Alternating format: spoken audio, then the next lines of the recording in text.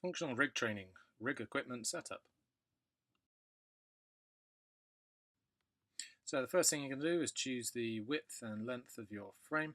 Obviously you need to make sure there's a sufficient footprint available, so you don't just want to fit the rig in, you do need a reasonable amount of working space around it, and we'll go through that in a little while of how much space you need for different attachments.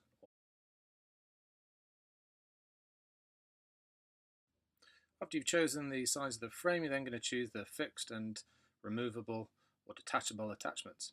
And there's quite a few different fixed and removable attachments to choose from, and that's what we're going to cover in this module presentation. Now, there are lots of different styles of functional training rigs. Here we see the Tesseract Bridge and a few of the different styles. Obviously we can go onto the kind of smaller ones, kind of 3 meter by 1.4 meter, or we can be looking at much kind of longer rigs, as you can see with like the 9 meter rig at the bottom. In regards to space requirements, well, we recommend allowing a minimum working space of about 1.2 meters around the perimeter of your functional rig to ensure that your members have the space they need to exercise both safely and effectively. Functional rig also requires a minimum ceiling height of at least 3 meters, and all units must be permanently fixed to a solid wood or concrete floor for safe operation. Now, please note that some attachments require additional ceiling heights and perimeter space in order to be used effectively, and we'll present these later on in this presentation. Note, for member safety, these working areas should not encroach upon designated pathways.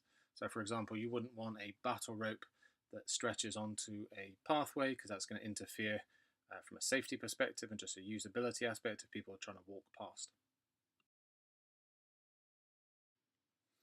We'll go through some of the fixed attachments that are available on these functional training rigs, and these would include things like the monkey bars, pull-up bars, wings, med ball rebounders, and the monkey bars are a standard fixed attachment for most functional training rigs, very good for upper body hanging core drills and pulling exercises. Space requirements, well, usually you don't require any extra space, as the monkey bars form effectively the ceiling to most functional training rigs.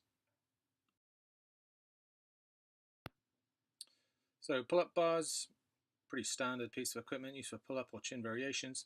Usually a set of wide bars with narrow handles, and then 1 or 2 sets of neutral grip handles.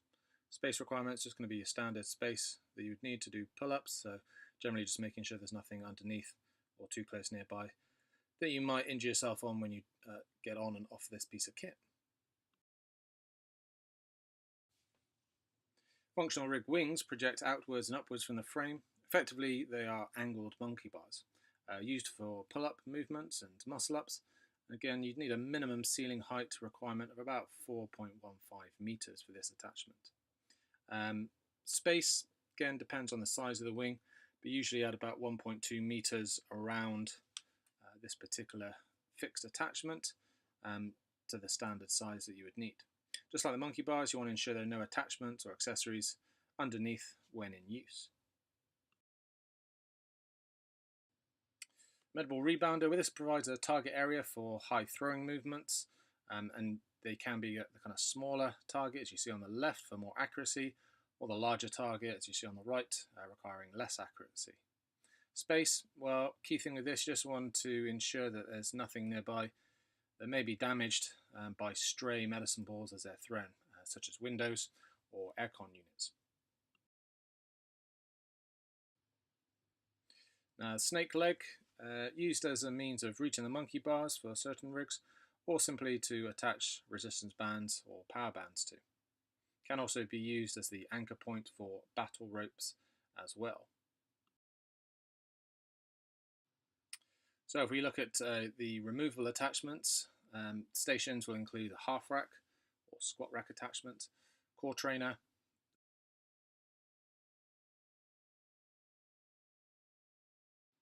so the squat rack or half rack attachments, these are great attachments for ensuring safe lifting and squatting patterns, and provides safety for support for pressing movements. Space, again, standard space requirements you'd have for any kind of squat rack, so to a certain extent depends on the exercise you're performing. Just want to make sure there's enough head clearance for any overhead stuff, and a good kind of 1.2 to 2 meters around the rig is usually sufficient. Core trainer, also known as a grappler or landmine. Effectively, this is a sleeve for an Olympic bar to be put into for us to use for multi-directional movements like rotations and presses. Space requirements, well, if you're using a 7-foot bar, which is your full-size Olympic bar, you just need to allow a turning circle of at least 8 feet for lateral exercises such as lateral lunges, an additional 2 to 3 feet behind you for when you're doing exercises that require you to step back, such as reverse lunges. So you just need to make sure there's enough space in that kind of triangle, cone shape around the particular attachment or upright. Now on the setup for the core trainer, sometimes this is a removable attachment and we would put it onto a particular area, screw it on, it may attach to the actual upright. Sometimes these are also fixed attachments as well and you can't actually change them over, but they work by just putting the end of a full-size Olympic bar into the sleeve. It usually has some kind of screw in order to tighten it, and this stops you from accidentally pulling it out during use. And then we're ready to go. We can just simply put some weight plates on the end. If you do want to add a little bit more distance, so increase the lever arm, and we'll go through this on the core trainer presentation, then you can add these core trainer handles. So if you want to do exercises like T-bar rows and other exercises like that, then this is the piece of kit to use that with.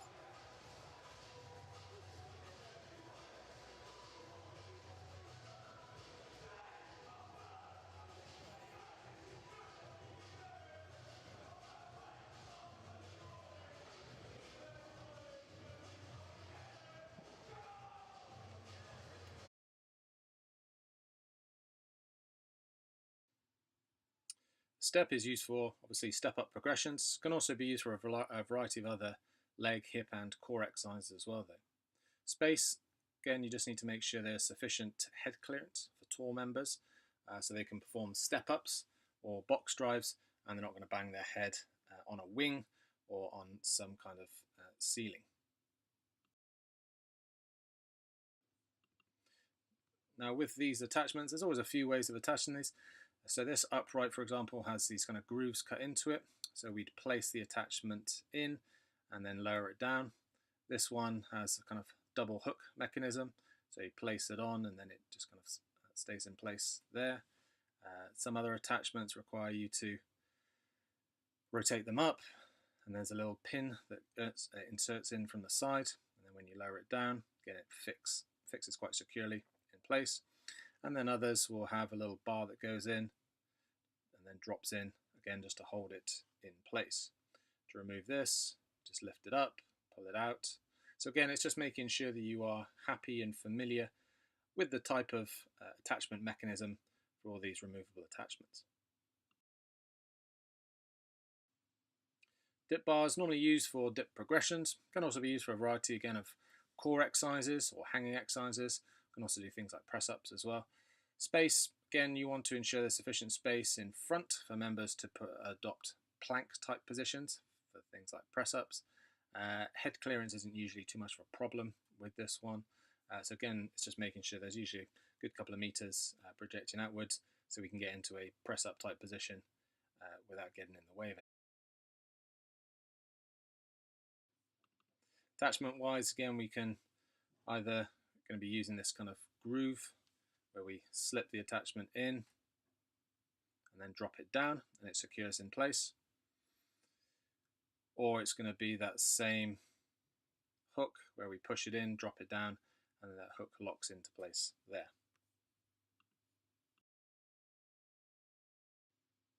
Just have a quick chat through some of the common accessories that you can use with these functional training rigs.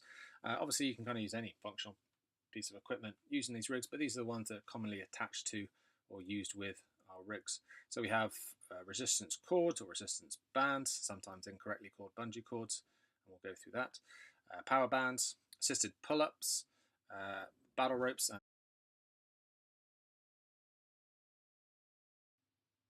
So the resistance band or resistance cord, used for resisted movements such as running, crawling, etc., and used in conjunction with either a shoulder harness, belt, or even a handle. Space, well, you just want to make sure there's a good 4 to 5 meter space for performing these kind of forward movements at the initial stages of kind of resisted running. We're not going to be running out too far and overstretch it. Key safety issues, you just want to make sure that the anchor is secure, and we'll show you that in a second. So the resistance cord or bands may have an additional attachment, and this is a double loop anchor point for one or two of these resistance cords. So this attachment in itself allows you to put it on any of those previous uprights that we saw on the dip.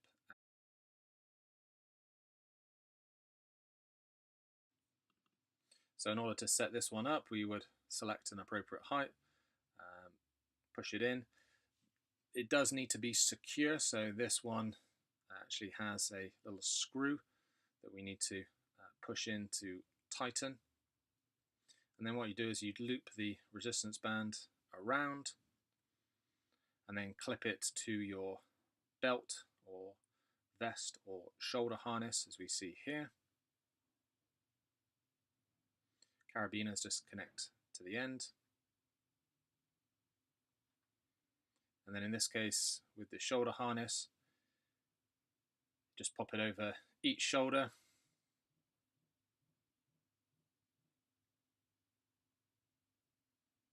Or step into it, lift it up, and then you just attach it at the front.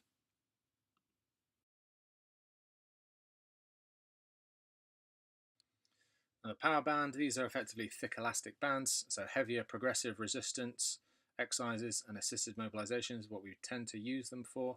Space requirements, again, it will vary depending on the exercise, but at an absolute maximum, maybe 2 or 3 meters if you put in a lot of tension on it for like a lat stretch or something like that. How do you attach it? Well, you just simply put it around the upright, feed the band through itself, and then you're good to go. Whether you're going to take hold of that to use it for an exercise, in this case I think we're putting enough leg into it to use it for some assisted hamstring mobilization work, but that's the most secure way of attaching it to the rig. The assisted pull-up provides assistance to those not able to perform unassisted bodyweight pull-ups. Space requirements, you just need to make sure there's a good 30 centimeters or so head clearance when you're performing pull-ups. And key thing, you just need to make sure that the anchor is secure, the system is set up correctly.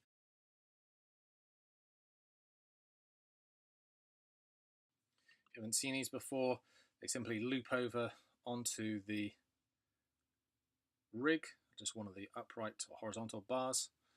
We can then adjust the tension, the assistance, by adjusting the height. So it's simply a little buckle, press the tab, pull it down. When you've got it to the desired height, you put your foot in it, extend the leg, that takes some of the body weight, you then take hold of the bars, and then you can perform your pull-up variation. Battle ropes, well, these are used for upper body anaerobic conditioning. Space requirements, you need to ensure sufficient space to extend and use the battle rope.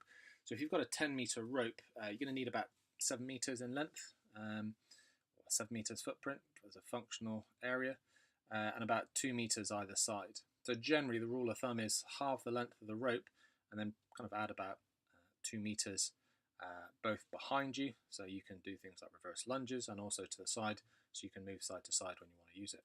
So if you have a 15-meter rope, which is quite a standard length, you're going to need about 9.5 meter as a usable footprint, and with about 2 meters either side.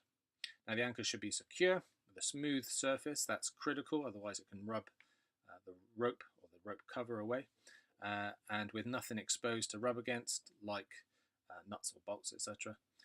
You can also use a bungee cord to reduce the stress on the anchor. Not many people actually kind of do this, but it does help to increase the life of your battle rope. So to set the battle rope up, a few different ways of doing this. You can anchor it with a bungee cord, and the bungee will both take the stress off the anchor hook and help to prevent what we call anchor wear and tear on the rope. So it's pretty simple. You just get one of these little bungee cords, which you can get from the kind of DIY type places or tool places. Just loop it over, feed the two hooks through the loop, and then you can attach those to whatever you want. And that will then help to take the stress off. You could feed it directly through an anchor rope, an anchor loop, sorry, and that needs to be a lot more secure. Sometimes you would screw that onto the actual frame, or sometimes it may already be attached, as we see with that little image at the end. Then finally we have our suspension systems. So bodyweight manipulation training, excellent for training the core, shoulder and hip stabilizers, whilst at the same time doing pressing, pulling and a variety of other human movements. Space, well, the anchor is usually about 7 foot or higher, and you want about 2 meters space all around in order to perform all of the exercises effectively. You need to check the anchor is secure and the system is set up correctly and not damaged before.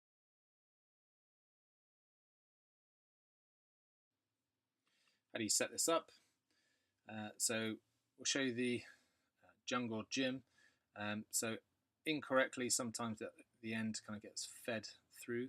As you see, there is a little image on the actual system that says you actually want to pull the whole thing over and then feed the handle through that little loop at the end. And this just means that whilst you're using it, there is no way of it becoming loose. With the previous way that we saw at the beginning, there is the potential for that little stopper to work its way loose and the whole system to feed through, and you'd fall whilst it's in use then. So for the review, you need to make sure you watch all the presentations for this module. And then with a guided learning practice, complete the guided learning practice for this module, details of which are on the learner management system. You should complete the guided learning submission for this module as well. So just to state that you've completed the correct number of hours. You then have the review questions. You can complete the review questions for this module to ensure you've met the learning outcomes.